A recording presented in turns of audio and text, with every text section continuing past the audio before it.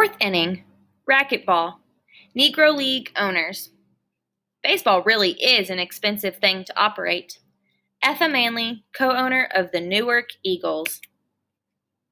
In October 1929, the U.S. stock market crashed and sent the country spiraling downward into what is known as the Great Depression. Businesses collapsed and banks closed, taking people's life savings with them. People were losing their jobs left and right, and soon it seemed everybody was out of work.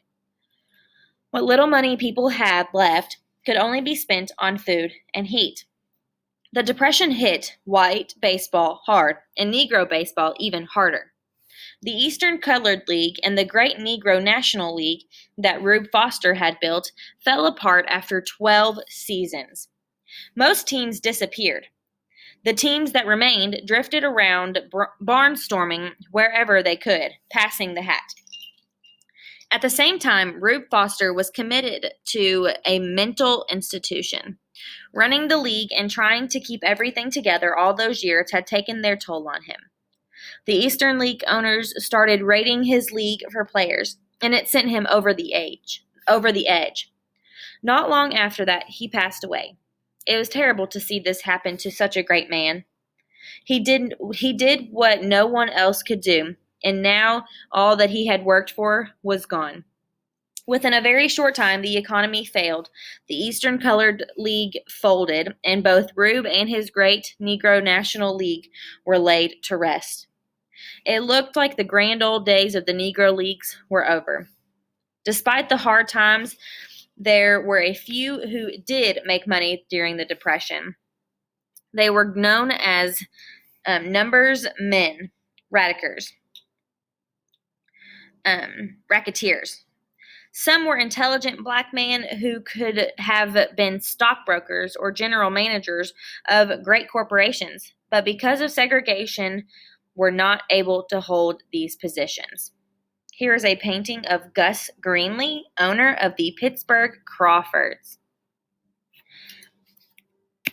Instead, they found another way to make big money, the numbers game. Back then, it was 100% illegal business, but nowadays it's known as the lottery, and it's run by the government. These numbers men went around town taking people's penny bets on predicting some random number from the stock market pages in the paper, or something like that. If you guessed the right number, depending on the odds, you could have made some good money. But some of those guys wouldn't pay up if your number hit big, so people didn't always bet with them. There was, however, one fellow who always made good on his bets. His name was Gus Greene. He was the king of the numbers game in Pittsburgh. He owned a bar called the Crawford Grill, where all the big Negro stars performed, from singing legend Lena Horne to Big Bojangles Robinson, the great dancer and entertainer.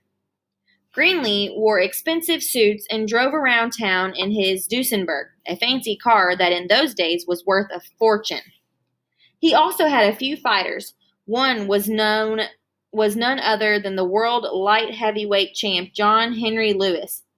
And in 1930, he decided he was getting into the baseball business. It ended up being a great thing because the fellow did a lot of good for Negro baseball. He picked up right where Rube left off. He recognized the whole Negro National League and bought a team of his own, renaming it the Pittsburgh Crowds. Across town, there was a team called the Homestead Grays. They were a strong ball club that had come up from the Steelworker Leagues, but by this time, they were struggling because of the Depression. Like most folks, the owner, Cumberland Posey, needed money and was forced to sell off some of his best players. Gus Greene bought them all with a big smile and put together possibly one of the greatest teams in the history of baseball. It was a team of all-stars: Josh Gibson, the Black Babe Ruth, William Julius Judy Johnson, a star third baseman, Ted Page, an outstanding outfielder, Ted Double Duty Radcliffe, who used to pitch the top half of a doubleheader and catch the bottom half, and Jake Stevens. And to add to that, Satchel Paige, the most famous Negro League pitcher of all time, and James Cool Papa Bell, the fastest man in all of baseball. If that wasn't enough, he got the great Oscar Charleston to play with and manage them. It was a powerhouse.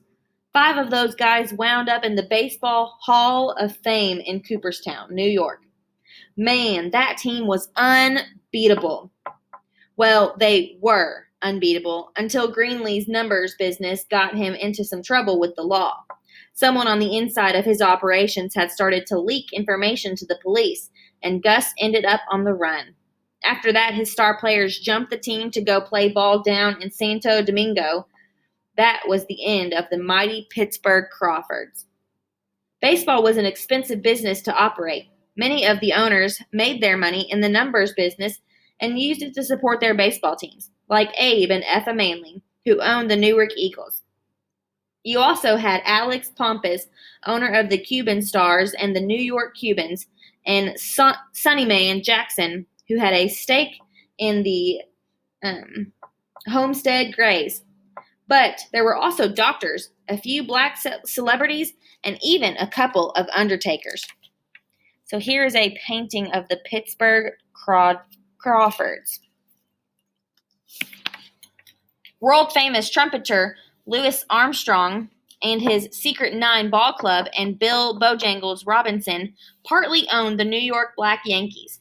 The world heavyweight boxing champ Joe Louis had a softball club, and Cab Calloway, the swing orchestra conductor, had his team of all-stars, and sometimes he even played too. We knew many of the black entertainers and celebrities personally.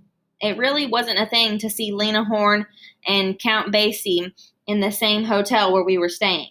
We went to see their shows after a game, and sometimes we would have dinner with them. They were on the road as much as we were, and they had to stay in the same Negro hotels and rooming houses. Some folks called it the Chitlin Circus. Most owners didn't make much money from their teams. Baseball was just a hobby for them, a way to make their illegal money look good. To save money, each team would only carry 15 or 16 players. The major league teams each carried about 25.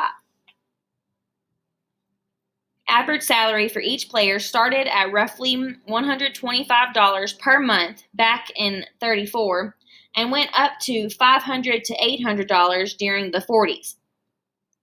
Though there were some who made much more than that, like Satchel Paige and Josh Gibson. The average major league player's salary back then was $7,000 per month. We also got about 50 cents to $1 per day for food allowance. Back then, you could get a decent meal for about 25 cents to 75 cents. Some of the owners didn't treat their players very well, didn't pay them enough or on time. That's why we would jump from team to team. Other owners would offer us more money, and we would leave our teams and go play for them. We were some of the first unrestricted free agents. There were, however, a few owners who did know how to treat their ball players. Cum Posey was one of them. He always took care of his ball players and put them in the best hotels and paid them well and on time. Buck Leonard said Posey never missed a payday in the 17 years he played for Greg's. Gus Greene built his team a ballpark, his first ballpark ever built for a Negro team. After home games, his players would go to his restaurant to have dinner and meet the pretty girls who were already there waiting for them. Women have always loved ball players, you know. Gus also gave some of his ball players jobs during the off season. He even bought a team bus and printed Pittsburgh Crawfords on the side. Abe and Effa Manley heard about it and bought one for their team too. Effa was a sweetheart, a real smart lady, and not bad on the eyes either. She always made sure her players looked good on and off the field. Had those boys looking sharp with their suits and hats. Shoes shined like mirrors. Her husband, Abe, was a nice fellow, too. He always traveled with the team. Not every owner did that. L. Wilkinson, who owned the Kansas City Monarchs, was one of the few white owners in Negro baseball. Like Rube Foster, he ran his team like it was a big league ball club. But his team was the first to play night games in professional ball? In 1930, the Monarchs had the first portable lighting system in organized baseball. And here's a painting of the Homestead Grays.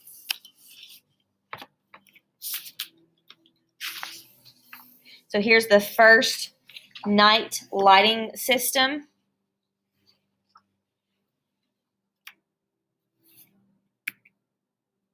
The major leagues didn't begin playing night games until 1935.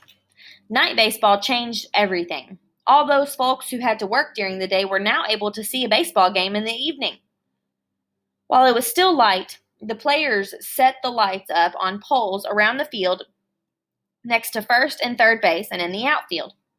They had these big dynamos hooked up to generators run by a 250 horsepower engine housed in a truck parked way in the outfield. Sometimes the lights would dim, and we'd have to stop for a few minutes until the generators kicked back up again. They weren't really bright enough to play a baseball game, but we would play anyway. It was really hard to see the ball. If a fly ball was hit above the lights, you would have to pray it would find your glove, or else you just got out of the way. We also used to have trouble with outfielders running into the poles chasing fly balls. Some pitchers had the best games of their careers pitching night games. We'd put a long piece of white canvas along the center field fence so that the batter could see the ball better coming over the plate. A lot of people would come out for those night games. Night baseball was good for the league. It meant another payday for everybody. But it also made our lives tougher because it meant we had to play 3, even 4 games a day instead of 2. Satchel was right when he said, "We were worked like the mule that plows the field during the week and pulls the carriage to church on Sunday morning." And here's a painting of Wilbur Bullitt Rogan.